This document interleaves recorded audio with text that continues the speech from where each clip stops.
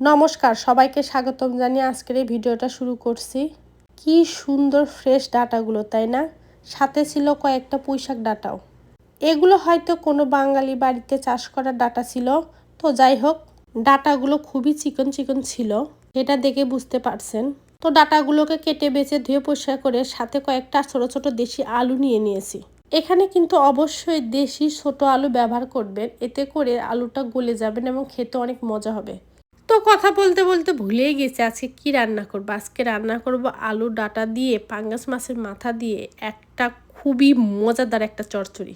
এই পর্যায়ে চুলায় একটা কড়াই বসিয়ে তাতে পরিমাণ মতো তেল দিয়ে সবজিগুলোকে দিয়ে দিব পরিমাণ মতো লবণ ও হলুদের গুঁড়া।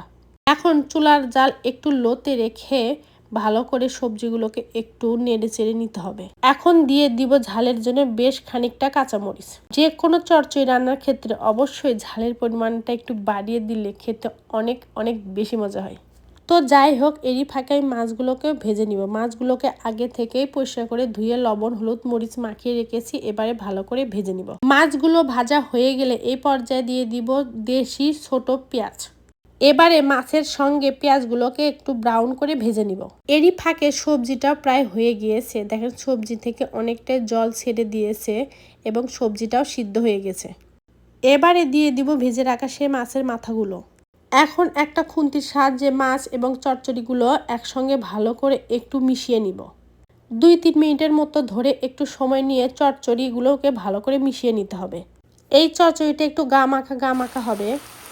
দেখতে কতটা লোভনীয় লাগছে, তাই না? খুবই মজাদার একটা রেসিপি বলা চলে। চচ্চড়িটা হয়ে গিয়েছে, এবারে নামিয়ে নিব। এই চচ্চড়িটা আমার কাছে খুবই পছন্দের, এত এত ভালো লাগে যা বলে বোঝাতে পারবো না। আমরা চচ্চড়িটা এত পছন্দ করি যা বলে বোঝাতে পারবো না। আমাদের প্রতিদিনের খাবারের তালিকায় কোনো না কোনো একটা চচ্চড়ি পদ থাকতেই হবে। তো রেসিপিটা কেমন লাগলো অবশ্যই জানাবেন।